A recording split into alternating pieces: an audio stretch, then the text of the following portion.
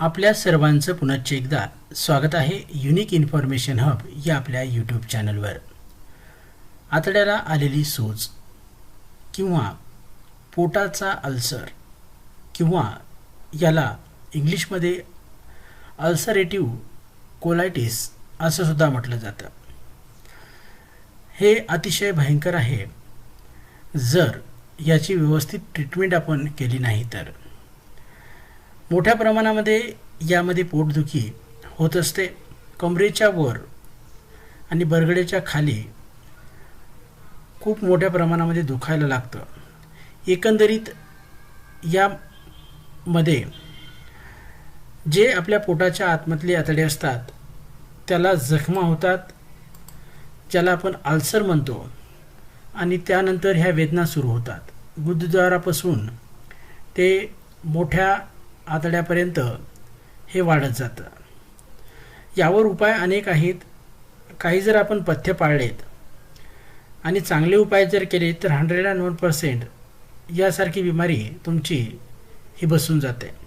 परंतु तुम्ही जर यावर नियंत्रण ठेवलं नाही आणि व्यवस्थित औषध घेतले नाहीत तर मात्र आपल्याला ही बिमारी आहे ती जीवनभर सांभाळावी लागते आणि मोठ्या प्रमाणामध्ये मग वेदना होतात आणि त्या सहनसुद्धा कराव्या लागतात.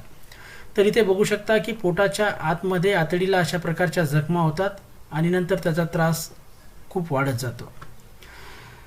तर यावर रामबाण उपाय मी तुम्हाला सांगणार आहे. त्याचबरोबर आपण कोणत्या गोष्टी यामध्ये खाव्यात आणि कोणत्या खाऊ नये ते सुद्धा मी सांगणार आहे. तत्पूर्वी तुम्ही जर आपल्या चॅनलवर नवीन असाल आणि अद्याप आपल्या या चॅनलला सबस्क्राईब केलेलं नसेल तर या व्हिडिओच्या खाली लाल रंगामध्ये सबस्क्रिप्शन हा टॅब आपल्याला दिसत आहे, तिथे टच करा आणि बेल आयकॉनला ऑन करा. तर आपल्या चुकीच्या खानपान पद्धती ज्या आहेत त्यामुळेच यासारख्या बिमाऱ्या ह्या होत असतात. तर यासाठी काय काय आपण अवॉइड केलं पाहिजेत हे सर्वात पहिले जाणून घ्या. तर जर आतड्याची अशा प्रकारची बिमारी आपल्याला असेल, पोटदुखी होत असेल वेळोवेळी, तर त्यासाठी आपण दूध हे पथ्य पाळलं पाहिजे. याकरिता सर्वात घातक जर पदार्थ असेल तर तो दूध आहे. त्यामुळे दूध हे आपण कधीही घेऊ नका.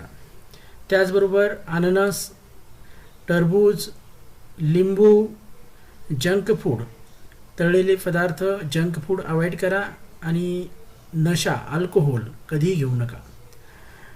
त्याचबरोबर इथे बघू शकता आपण रेड मीट अवॉइड करायचं आहे. त्यानंतर बटर अवॉइड करायचं आहे, पेस्ट्रीजमधलं अल्कोहोल अवॉइड करायचं आहे. मग आपण घ्यायचं काय तर तुम्ही एकदम ताजं कोणत्याही प्रकारचं त्याला आंबटपणा नसलेलं दही घेऊ शकता. यावर सर्वात जबरदस्त आणि रामबाण उपाय आहे, तो सुद्धा मी सांगणार आहे तुम्हाला. आपण पोमोग्रेनेट डाळिंबाचा ज्यूस घेऊ शकता. स्पिनॅच, ॲपल, पपया, आवळा हा खाऊ शकता. त्याचबरोबर ॲव्हॅकॅडो, रॉ हनी म्हणजे प्रोसेस केलेलं हनी नसलं पाहिजे, ताजं हनी आपण खाऊ शकता. कॅबेज, कॉलीफ्लावर, स्पिनॅच अशा प्रकारच्या हिरव्या भाज्यापाल्यासुद्धा आपण खाऊ शकता. तर यावर रामबाण उपाय आता मी तुम्हाला सांगणार आहे. 100% तुम्हाला जी समस्या आहे त्यावर रामबाण उपाय आहे. डाळिंबाचा ज्यूस किंवा डाळिंब दिवसातून आपण रोज ज्या वेळेस आपल्याला डाळिंब मिळेल दिवसातून 2 डाळिंब तरी खायचे आहेत किंवा 2 ग्लास डाळिंबाचं ज्यूस प्यायचं आहे. त्याचबरोबर रोज सकाळी थोडा ॲलोवेरा ज्यूस आणि थोडी किंचित हळद टाकून आपण पाणी पियायचं आहे. कमीतभर कपभर तरी पाणी पियायचं आहे. थोडी चिमूटभर हळद आणि त्यामध्ये थोडा ॲलोवेरा 30 ml पर्यंत हे पाणी आपण पियायचं आहे, रोज पियायचं आहे. त्याचबरोबर गहू का ज्वारा म्हणजेच अशा प्रकारे गहू का ज्वारा हा मिळतो, जे आपण काय करू शकता आपल्या घरी आपण अशा प्रकारचे गहू टाकायचे आहेत. त्यापासून जो हा हिरवा कोंब आलेले गहू आहेत वरचे हे कट करायचे आहे आणि याचा ज्यूस पियायचा आहे. रोज आपण कमीत कमी अर्धा कप हा ज्यूस पियायचा आहे. 101% या ज्या उपाय आहेत हे घरगुती उपाय, याने तुमचं पोटाच्या आतड्यातील ज्या काही जखमा झालेल्या आहेत, पोटाचा जो काही अल्सर आहे ते पूर्णपणे ठीक होतं. तर बघा, डाळिंब हळद आणि ॲलोवेराचं पाणी पियायचं आहे आणि गहू का जवारा याचा ज्यूस आपण पियायचा आहे. हे रामबाण उपाय आहेत आणि जबरदस्त आहेत.